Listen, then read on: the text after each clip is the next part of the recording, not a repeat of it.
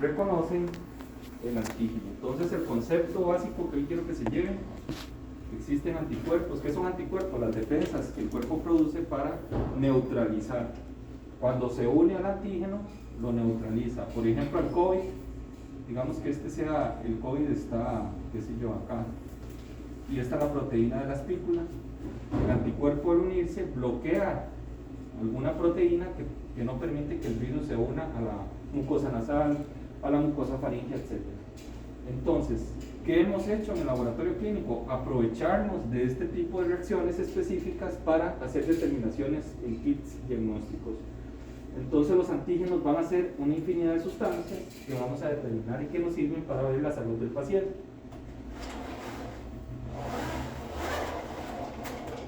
Entonces, ¿qué es el anticuerpo? Es la proteína que produce. ¿Se acuerdan cuando hicieron el ensayo de sueros antiofídicos?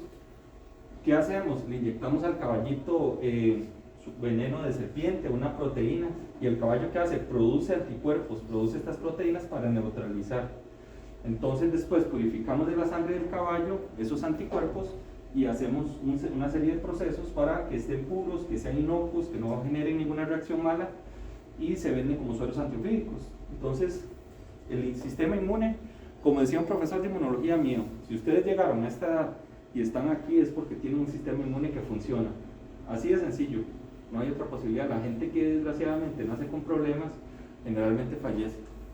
Si están aquí sentados es porque funciona el sistema inmune, porque siempre vamos a estar expuestos a un sinnúmero de patógenos, virus, bacterias, hongos. Entonces el fundamento es, esta sigla cuando vean AC se refiere a anticuerpo, AG antígeno, y nosotros podemos hacer un truco que es absorber estas dos moléculas a partículas de látex, partículas inertes muy pequeñas que venden en kits comerciales. Y por ejemplo, si usted pega el anticuerpo a una partícula de látex, puede atrapar el antígeno. Viceversa, si usted pega el antígeno, puede atrapar el anticuerpo. Es como una unión muy fuerte entre estas dos moléculas. Y bueno, puede haber un reactivo que contenga antígenos microbianos. Por ejemplo, alguna bacteria, han escuchado de Salmonella, Shigella, E. coli, etc. Eso se puede purificar y se pega a partículas de látex. ¿Para qué, profe? Para ponerlo en reacción con la sangre del paciente y ver si tiene, por ejemplo, anticuerpos o si tiene antígenos. Se puede hacer cualquiera de las dos. Es una relación anticuerpo, es una relación que siempre va a estar presente en el sistema inmune. Antígeno, anticuerpo, antígeno, anticuerpo. Y en los kits diagnósticos nos aprovechamos de eso. Otro concepto: infección reciente o pasada. Hay dos tipos de anticuerpos. Y esto les va a servir para toda la carrera. Está el anticuerpo del tipo, no sé si alguien ha escuchado, IgM versus IgG. Con COVID, con cualquier enfermedad, con sífilis, con cualquier enfermedad infecciosa, el IgM es el primero en aparecer. Infección reciente. Quiere decir que si a un paciente le hacemos el IgM y el IgG por un virus Epstein-Barr o un citomegalovirus y está recién contagiado, nos va a dar el IgM positivo y el IgG negativo. Quiere decir que tiene una infección reciente. ¿Reciente de qué estamos hablando? Generalmente 2 semanas a un mes. Generalmente los anticuerpos duran unas 2 semanas. Una pregunta, entonces en el caso del COVID, que igual digamos ya uno dio positivo y a los meses sigue dando positivo, es porque sale el IgG. ¿Por qué? ¿Qué pasa? Después del mes, un mes más o menos dura. Después del mes, este baja y desaparece y ya empieza a subir este.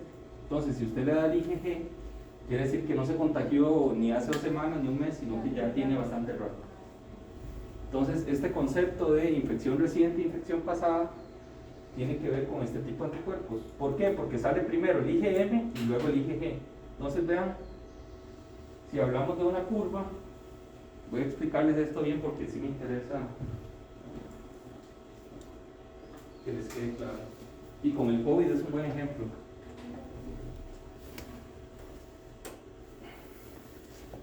Entonces vean, este es el tiempo.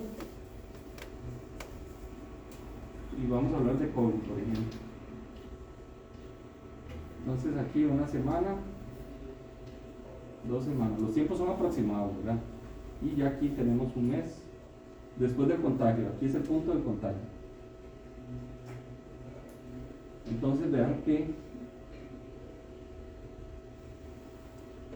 más o menos en 2 semanas se presenta el pico y vamos a decir que esta línea punteada es el IgM y vamos a hacer una línea continua para el IgG.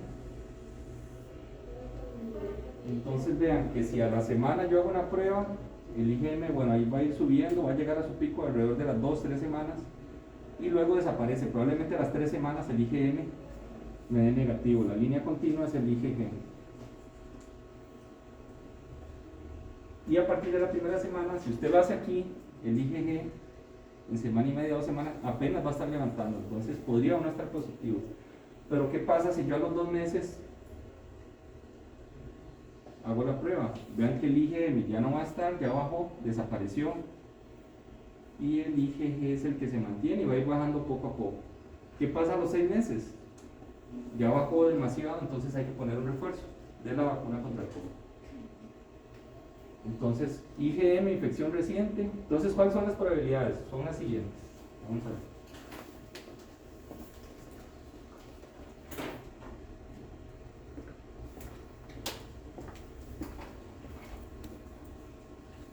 ¿Qué pasa si tenemos IgM negativo, IgG negativo?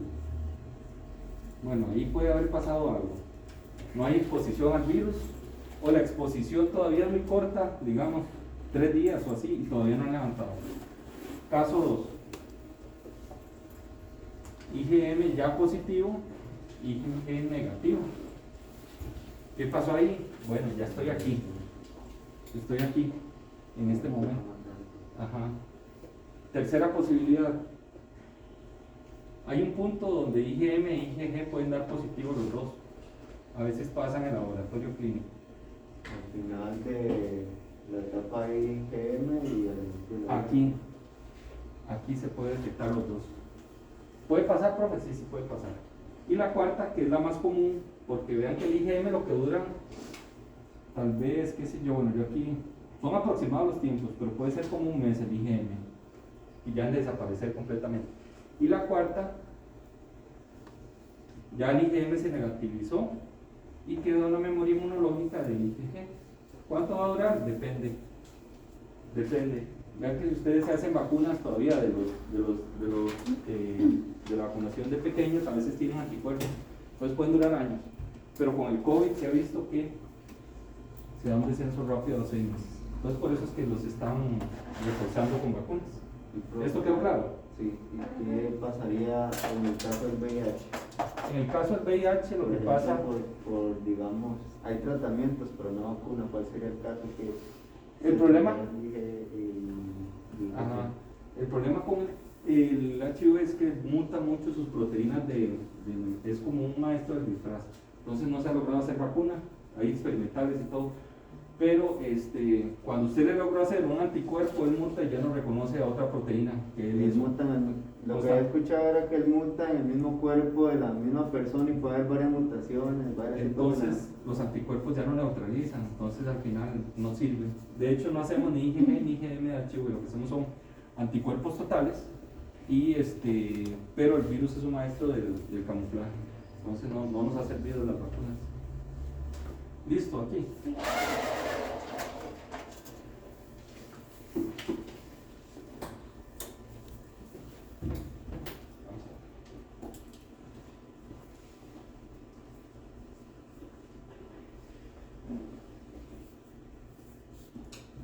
Entonces vean, no sé si han visto pruebas de PCR por aglutinación. Por ejemplo, estas partículas de látex están recubiertas con un cierto antígeno y buscamos anticuerpos IgM en el suero del paciente. Estos anticuerpos, bueno, son de diferentes formas. Yo le hice solo uno, pero por ejemplo el IgM es pentamérico, quiere decir que tiene 5 anticuerpos, es grande. Entonces, cuando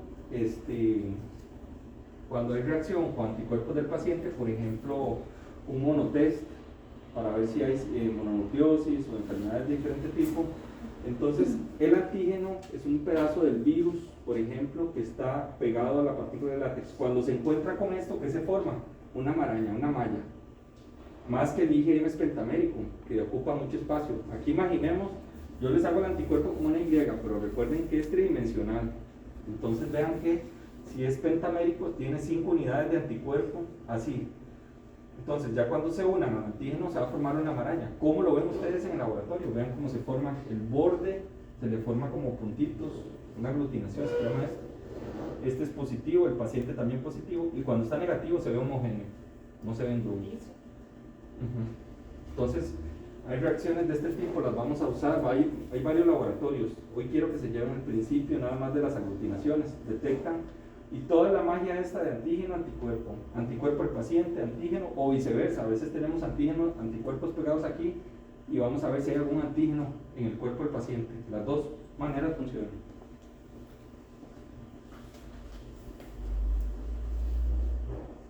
Ok, el fundamento. Pruebas cualitativas. ¿Qué se refiere pruebas cualitativas? La hormona del embarazo, por ejemplo, la pruebita esta de cassette, que ahora vamos a hacer una nosotros. Decimos si la paciente tiene o no hormona del embarazo. Entonces ahí que hay anticuerpos pegados a las partículas de látex para detectar si el suero de la paciente tiene HCG, que es la hormona gonadotropina coriolina. Las pruebas se pueden hacer en portaobjetos o en tubo. Básicamente lo mismo, yo no veo tanta diferencia. Me gusta más el tubo. En el tubo se pueden hacer diluciones seriadas. ¿Qué son diluciones seriadas? Rápidamente, esto lo vamos a ver durante todo el curso, nada más hoy les menciono. El suero del paciente, como el que estamos centrifugando, digamos yo puedo hacer 2, 4, 6, 7 tubos y les pongo el mismo volumen de diluente a todos, qué sé yo, 100 microlitros. Si al primer tubo yo le agrego 100 microlitros también de suero del paciente, nos va a quedar una dilución 1 en 2. Quiere decir que hay una parte de suero y una parte de diluente. Mezclo bien, agarro otra vez 100 microlitros, mezclo bien, agarro 100 y así vamos. Entonces el primer tubo queda 1 en 2, el segundo 1 en 4, 1 en 8, 1 en 16, 1 en 13. ¿Esto para qué sirve? Para titular. Se llama titular. ¿Y qué significa? Que entre más diluido está el suero, si me sigue dando positivo, por ejemplo un BRL, el paciente tiene una sífilis, que entre más alto el título, pues la enfermedad es como un poco más, se puede decir más severa, o el diagnóstico es más claro. Los títulos bajos, en 1 en 2, 1 en 4, hasta 1 en 8, pueden ser interferentes. Puede ser que un BRL, que vamos a ver ahora, lo den pacientes positivos hasta un título de 1 en 8, pero son pacientes que pueden estar hasta embarazadas con enfermedades autoinmunes. Entonces, esos títulos son poco específicos. La prueba se puede hacer en porta, que es igual para ver aglutinación, o en tubo. Eso no me preocupa mucho. Digamos, vamos a usar los dos métodos.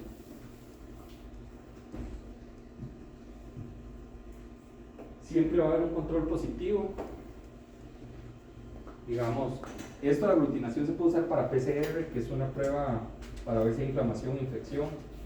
Entonces va a haber un reactivo de látex. ¿Qué significa solución tamponada? Con tampón, con pH irregulado, generalmente cercano a 7. Y tenemos un control positivo y un control negativo. ¿Qué quiere decir control positivo? En caso de que sea una PCR, lo que estamos buscando es un suero que contiene PCR y que aglutina, para que ustedes vean cómo aglutina. El negativo no contiene nada. Determinación en porta, ya les dije que es similar.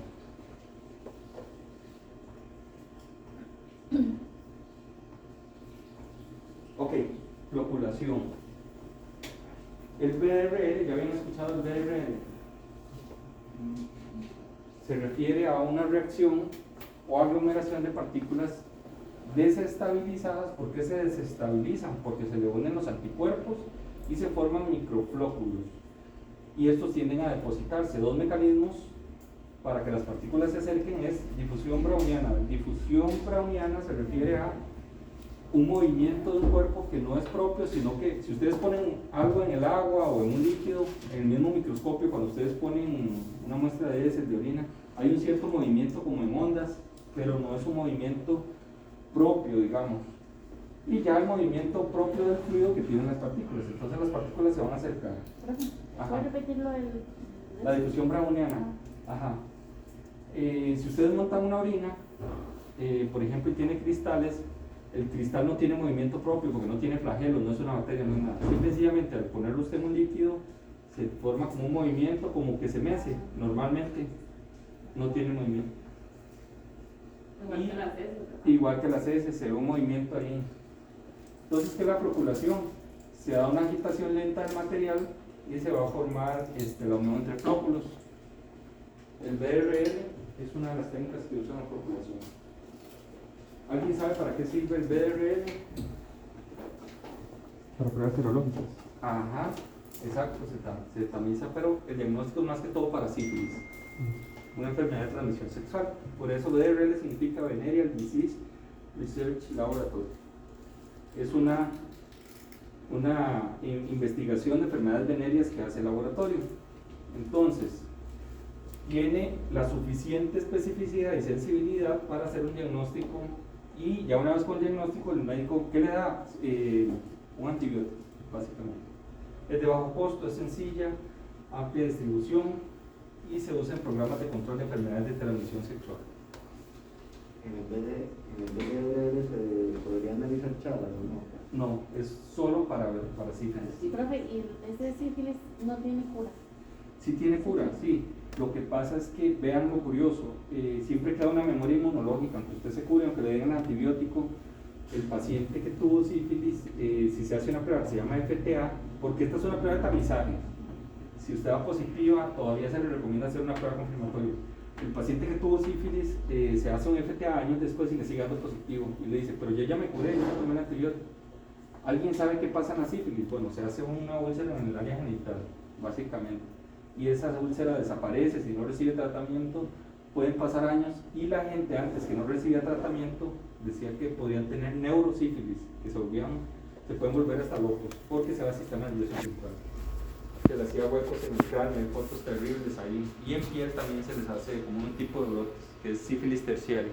Pero que hay gente todavía que, digamos, que no acepta que tiene eso, Pero esta prueba, vean que es muy extendida. Cuando usted va a donar sangre, le hacen sífilis, todo eso. Ya cuesta mucho que alguien no sepa que tenga sífilis.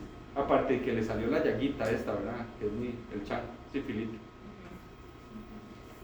Pero, inclusive en las pruebas preempleo, muchos lugares hacen BRL. Y no es para no contratarlo, si alguien tuvo sífilis no hay que juzgarlo ni nada, nada más para que reciba tratamiento, porque realmente sí se deja muy serio.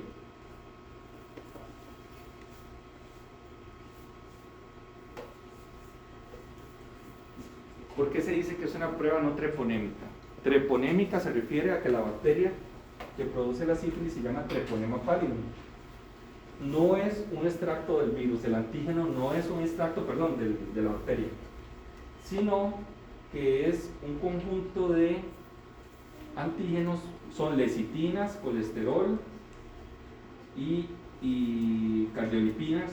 Eso sí quiero que lo quiz. ¿Qué tiene el BRL como antígeno? Tiene lecitinas, que son proteínas, son moléculas de cierta composición, cardiolipinas y colesterol. Eso es lo que contiene el antígeno del BRL. Eso viene en un frasquito ahí. Entonces, vean que no es un pedazo de la bacteria, pero igual los pacientes con sífilis reaccionan a eso. Es como una reacción cruzada, se llama. Entonces, ahora, si me da positivo en títulos bajos, no necesariamente sífilis. Puede ser una anemia hemolítica, un síndrome de anticardiolipinas, tuberculosis, mononucleosis infecciosa o neumonías. Entonces requiere confirmación. Esto es lo que se llama una prueba de tamizaje.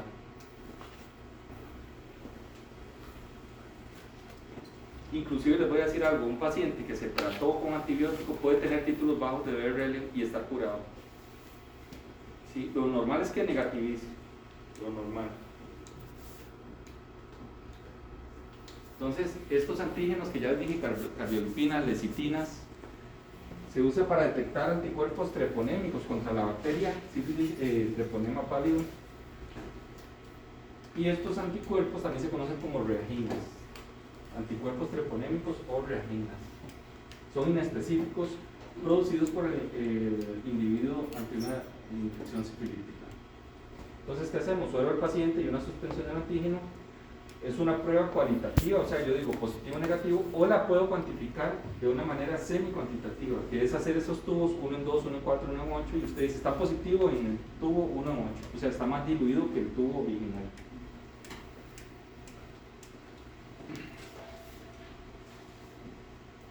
Bueno, y esto es lo que vamos a ver. Esto me interesa que se lo guarden ya en la memoria. Cuando está negativo, se ven una serie de partículas muy pequeñas como flotando, pero muy homogéneo el campo. ¿Cómo se ve cuando está positivo? Como letras chinas. Vean, se ve así como grumos. Viene un control positivo que casi siempre está por rojo, un control negativo. Este es el famoso antígeno de lecitinas, cardiolipinas y colesterol. Y lo que hacen ustedes es agregar 50 microlitros del suero del paciente, una gota con un gotero del antígeno, y lo vamos a agitar por 4 minutos a 180 revoluciones por minuto. 4 minutos a 180 revoluciones por minuto. Si al final de la reacción tenemos el campo derecho, se dice que el paciente está no reactivo. Si está así, está reactivo. Entonces no sé si es positivo o negativo, si es no reactivo. No reactivo es el término correcto. ¿Y qué significa esto? Si es en el tubo original, se dice que está reactivo débil. Pero a ustedes les va a tocar diluir cuando dé positivo. Entonces hacen una dilución 1 en 2, 1 en 4, 1 en 8. El último título que les dé con este es el campo del microscopio. El último título que les dé esta reacción es el que se reporta positivo. Digamos, supongamos que este es el tubo 1 en 8 y este el 1 en 16. Yo reporto paciente positivo 1 en 8 porque el 1 en 16 ya está negativo. El último francamente positivo que ustedes dicen está bien positivo.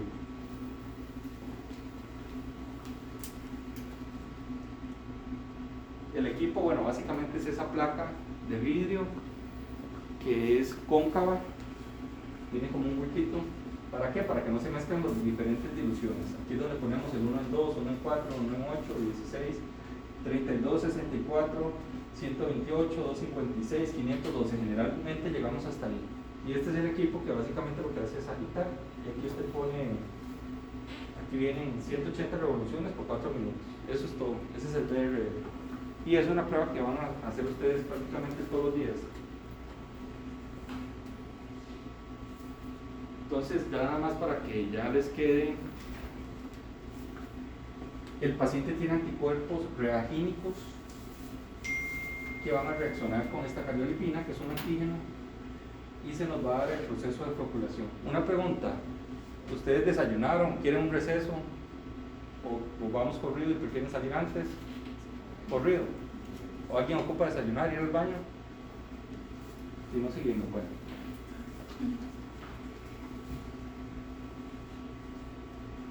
Una vez más, ¿cómo se ven? Esto es una prueba de aglutinación. ¿Cómo se ve cuando está reactivo? Así, se ven como grumos flotando. Ahora yo les pregunto, generalmente esta reacción se lee macroscópicamente. ¿Qué significa? A simple vista ustedes las ven en las aglutinaciones, pero esta se ocupa de microscopio. Ahora, alguien con mucha experiencia podría ver la plaquilla y ponerla a la luz y sí se ve algo, sí se ven como igual puntitos como estos, pero generalmente esto sí se lee al microscopio. Con el objetivo de 10, de 40 todavía se puede ver, y esto sí es a simple vista. Estas placas son cóncavas de vidrio, estas generalmente son de color negro, con un fondo negro para que se vea bien. Como el líquido es blanco, los grumos se ven bien claritos en la placa negra.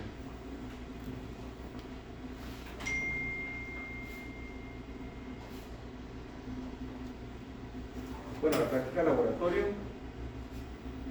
ya voy a ver si Diana me dejó para hacer, si no les hago una demostración.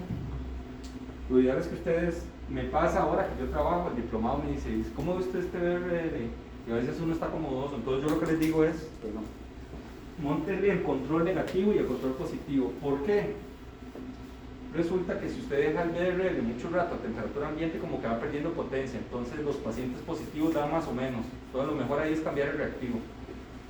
Entonces esto tiene que estar refrigerado, esa mezcla de lecitina, colesterol y cardiolipinas tiene que estar refrigerado, pero como uno la usa mucho en el laboratorio, generalmente la saca a la refri, si la dejan a la mesita ahí, a uno se le olvida, ay, el BRL lo dejé, entonces va perdiendo actividad. Entonces es donde llega el diplomado y le dice a uno, ¿cómo ve este BRL? Y ahí se ve más o menos.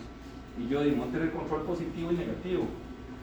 ¿Qué pasa si el control positivo ya no se ve bien, ya no se, el reactivo ya perdió actividad? ¿Por qué? Porque recordemos que el colesterol es un lípido, las lecitinas y las cardiolipinas tienen antígenos que se van deformando con la temperatura, se va perdiendo ya lo que es la estructura. Y si está reactivo, lo que hay que hacer son diluciones para titular el suero.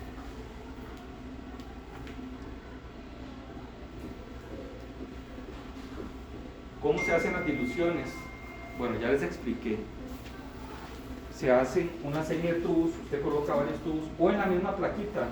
Ya los diplomados, que son un poco más duchos, tienen más años de trabajo, lo que hacen es lo siguiente. Ojo, está la placa de esta cóncava y están los pocillos. Entonces, ¿qué hacen? Le agregan al pocillo 1, bueno, a todos de hecho, 50 microlitros de solución salina. Eso es lo que se usa para diluir en el laboratorio, a todos. Entonces, luego le agregan 50 microlitros de suero. Entonces, este pocillo queda 1 en 2, este 1 en 4, 1 en 8, 1 en 16, 1 en 32 y 1 en 64. ¿Cuál es el procedimiento? Perdón. Entonces ustedes echan 50 de solución salina, 50 de suero, mezclan, luego agarran otros 50 y los pasan aquí, que ya había 50 de salina, y luego sucesivamente así en todos los pocillos. Y al final lo que echan es la gota de antígeno de BRL, ponen a agitar, y el último pocillo que les dé positivo es el que se reporta. Entonces no sé si las diluciones más o menos les quedó claro, es algo que vamos a ver recurrentemente, pero para que se lleve una noción el día de hoy.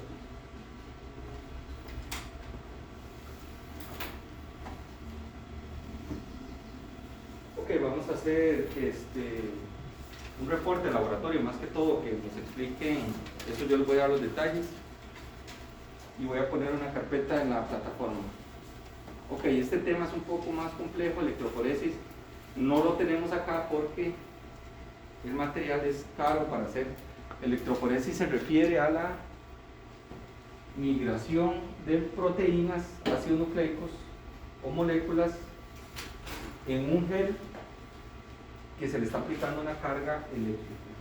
Entonces se van a separar por dos condiciones. Número uno, por tamaño de las proteínas o moléculas. En la electroforesis vamos a separar moléculas, puede ser proteínas, ácidos nucleicos, por tamaño y por carga eléctrica. Esas son las dos características que nos van a permitir diferenciar las moléculas. ¿Por tamaño qué? Carga eléctrica. Entonces vamos a ver conceptos básicos, tipos de electroforesis y aplicaciones. Conceptos básicos, la electroforesis es como esto, es como una gelatina. Puede ser de acrilamida, poliacrilamida, hay geles especiales, dependiendo del material hay mejor resolución. Entonces no sé cómo explicarles esto, imaginémonos una mezcla de sustancias. Por ejemplo, ustedes saben que la leche tiene diferentes proteínas, tiene caseína, lactosa, lactoalbúmina. Si yo paso la leche por un gel de electroforesis, se me va a separar en los diferentes componentes, y dependiendo de la mancha que se forme en el gel, yo sé si hay mayor o menor cantidad de cierta proteína. Entonces lo que van a hacer las proteínas es migrar. Ahora yo les pregunto a ustedes, ¿qué tiene más lógica o qué se les hace más lógico? Que las moléculas, ¿cuál molécula se desplaza más rápido en el gel? ¿Una molécula grande o una molécula pequeña? La pequeña, ¿verdad? Entonces, ¿qué va a pasar? Si yo aplico la muestra aquí, las grandes se me van a quedar atrás y las pequeñas se van a desplazar más. Entonces vean que las vamos a separar por tamaño y por carga eléctrica. ¿Cómo por carga eléctrica? Bueno, las moléculas tienen diferentes conformaciones. Por ejemplo, algunas tienen carga negativa, otras positiva, otras carga neutra. Entonces, además del tamaño, se van a separar por carga eléctrica. Y va a haber un ánodo y un cátodo en el gel o sea, se le va a aplicar una carga eléctrica y entonces las moléculas se van a separar.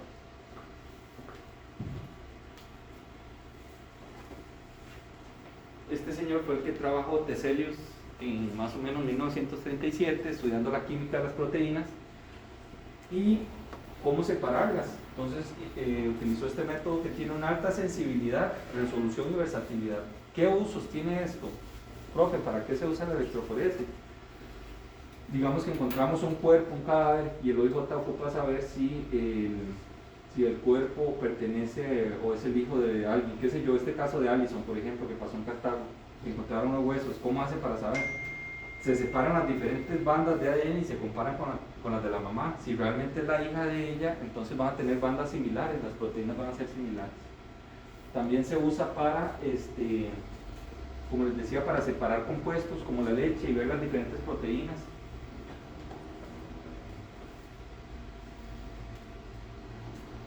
Entonces, ¿para qué se usa? Para separar proteínas, ácidos nucleicos y otras biomoléculas. También nos permite determinar, yo les dije, el tamaño de la mancha, nos dice el peso molecular de una proteína, el punto isoeléctrico, o sea, la carga, y distinguir moléculas por su conformación natural o forma.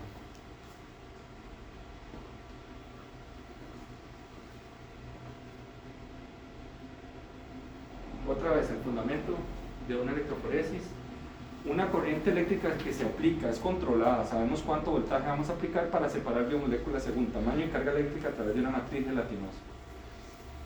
Se da migración de solutos iónicos bajo influencia de un campo eléctrico, cátodo o ánodo. Si tienen duda me interrumpo. Va de nuevo para que les quede claro. Cuando una mezcla de moléculas ionizadas y con carga neta son colocadas hacia un campo eléctrico, experimenta una fuerza de atracción. Bueno, esa es la otra condición que les voy a decir. Si tengo un polo positivo y un polo negativo en este gel y tengo una molécula negativa, ¿hacia dónde creen ustedes que migren? ¿Hacia el polo negativo o positivo? Siempre hemos oído eso, el opuesto, ¿verdad? Y así es. Las moléculas negativas migran hacia el polo positivo y viceversa. Las positivas hacia el negativo. Entonces se van a separar.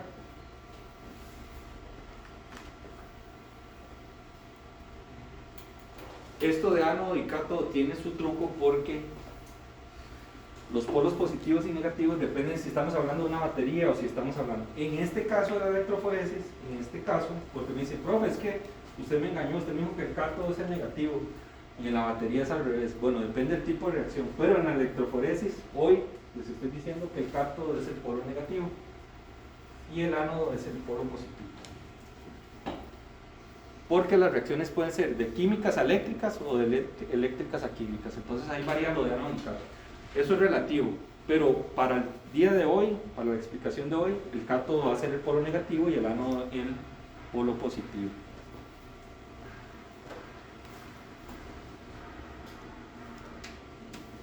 Entonces vean, aquí ya está el diagrama. Exactamente lo que uno ve en el laboratorio. Está el cátodo y está el ánodo y hay como una gelatina. Usted aplica la muestra aquí y el componente que migra con carga positiva, vean que va a ir hacia el cátodo o negativo y viceversa. Entonces se van a separar, se van a ver una serie de manchas. ¿Para qué sirve esto? Hay una prueba que se llama Western Blot que sirve para confirmar a los pacientes HIV positivos. Porque si hacemos la prueba inmunológica todavía hay una probabilidad de que no sea realmente un HIV. Entonces lo que hacemos es agregar aquí la muestra del paciente y migra en el gel especial. Los geles son específicos para cada técnica. Yo no puedo utilizar un gel que se usa para proteínas sin ácidos nucleicos. Cada gel tiene una preparación, una malla específica. Es como un poro por donde deja pasar ciertas moléculas. Entonces el paciente que tiene HIV positivo, en el gel está marcado la proteína P24 del virus, por ejemplo, del HIV, que es un antígeno temprano. Si el paciente muestra esa banda proteica, es muy probable que sí se reporte positivo el HIV y ya está confirmado. ¿Qué más tiene el gel? Bueno, hay una gelatina aquí, hay un papel también que ayuda a la migración, está el ánodo y el cátodo. Vean que también una pregunta de examen puede ser: dibujen un diagrama sencillo de cómo funciona la electroforesis. Entonces nada más ustedes hacen, ponen que hay un gel, que hay un ánodo, un cátodo, un papel donde se aplica la muestra, hacia allá van a migrar las moléculas negativas hacia el ánodo. Básicamente algo así sería lo que les pediría. Y hay un compartimento donde están sumergidos el ánodo y el cátodo que tiene tampón y electrodos. Tampón es como que está buferizado, un pH controlado.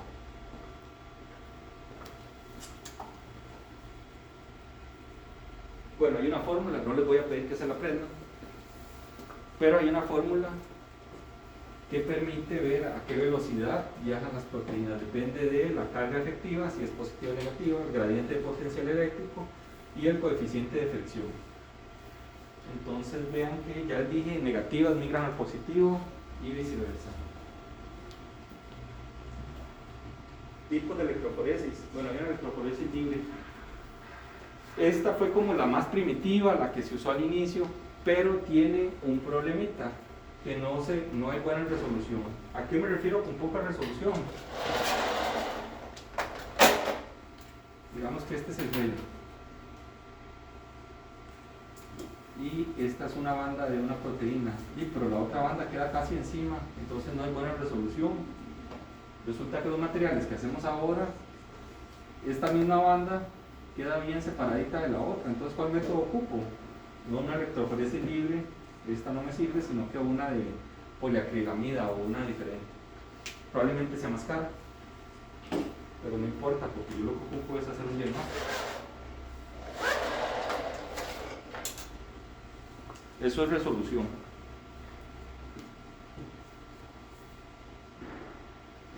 Electroforesis zonal es una variación, igual se aplica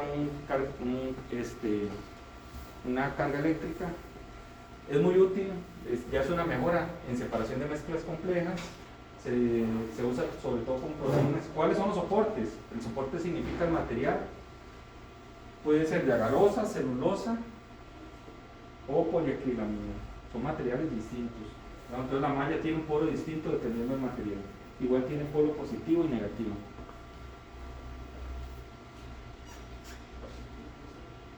Igual otro diagrama. El equipo tiene cables, tiene electrodos, la muestra, el gel, cubeta, tampón. No sé si alguien tiene dudas de electroforesis. Es algo muy fácil.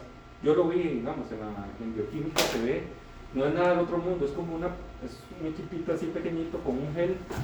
Se ven los cables y usted mete la muestra y después ya le voy a enseñar cómo se ve el reporte.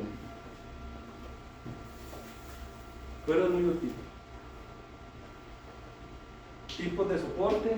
El papel de filtro, bueno, es rápido, sencillo, pero se puede desgarrar, o sea, puede haber mala resolución. Acetato de celulosa tiene un poco más de tiempo, pero poca resolución. Ya los de ahora, los que utilizamos son geles que sí mejoran los problemas, tienen mayor resolución, están hechos con un poro específico, un tamaño específico para medir las proteínas. Pero entonces ya no se usa el papel filtro. El papel filtro se puede usar pero como un complemento de los geles, pero ya por sí solo no, antes se usaba como solito. ¿Los geles de qué pueden ser? De almidón. Bueno, obviamente el almidón es barato. Ya los compuestos de poliacrilamida son los mejores que hay, tienen alta resolución, pero son tóxicos. Puede haber diferentes concentraciones y vean que se puede usar inclusive para proteínas, ácidos nucleicos. Y está la garosa, que tiene una buena resolución, es como un intermedio, pero este es el más barato.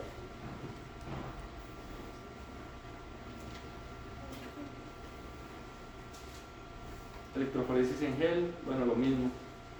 La porosidad se controla, moléculas en gel por diferencia potencial, migración a diferentes velocidades. Esta es una variante que ya les voy a introducir a la electroforesis. ¿Qué se hace? Bueno, las bandas se separan, pero también se tiñen para que se vean mejor. Y ya vamos a ver los colorantes que se usan.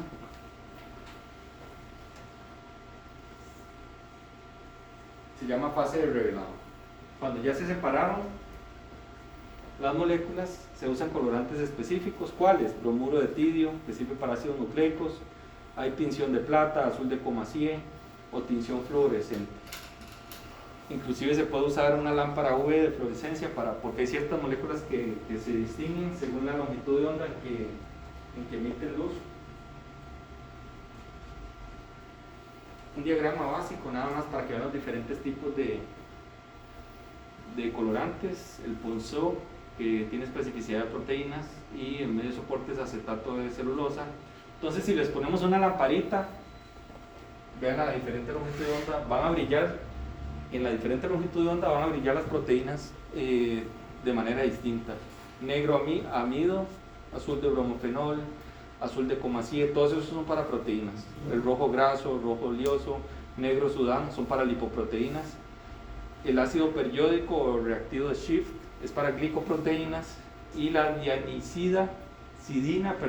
peróxido de nitrato de plata se usa para unas proteínas muy específicas que son aptoglobinas.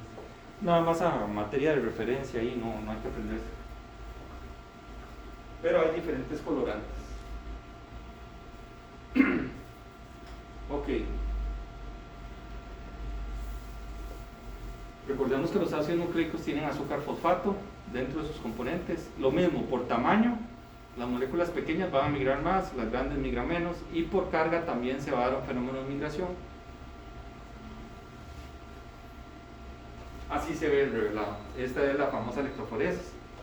Pocillo de siembra, donde se agrega la muestra, se aplica la corriente eléctrica. Vean, estas son las famosas bandas. Entonces yo le digo, si yo pongo una muestra suya aquí y pongo una muestra de su papá, probablemente tengan bandas muy similares, por lo menos en un 90 o más %. Pero si no fueran familia, no se ven las mismas bandas, sino que se ven distintas en el ADN.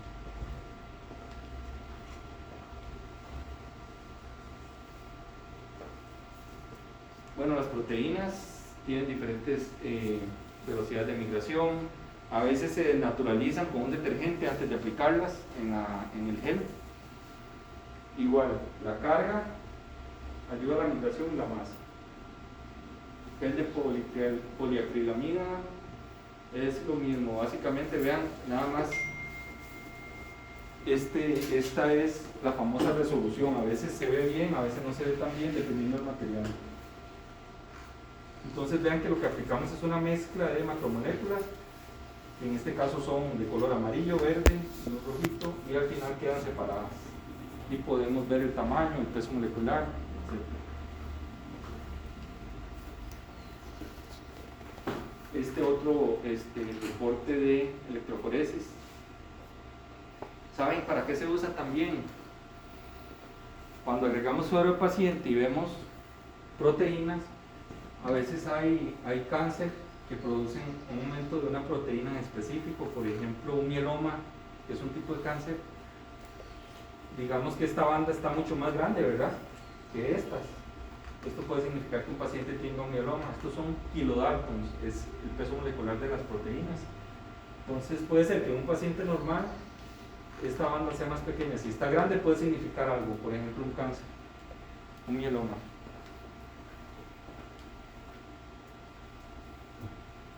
Este otro ejemplo de cómo se ven las diferentes bandas. Este es como con una lámpara, así brilla. Aplicaciones prácticas, lo que ya les dije: identificación de cadáveres, pruebas de paternidad. Para eso se usa el ADN. Inclusive paleontología, si quieren ver si un animal estaba emparentado con otro, buscan las proteínas y las comparan para ver si están relacionados. Este otro reporte de diferentes proteínas. Entonces usted aplica diferentes muestras al gel y usted dice, bueno, esta muestra tiene la misma proteína, probablemente, qué sé yo, sean familia, o tienen HIV, estos 4 pacientes. Los demás no, porque vean que no tiene la banda, puede ser el P24, que es una proteína. Cada banda significa una molécula distinta.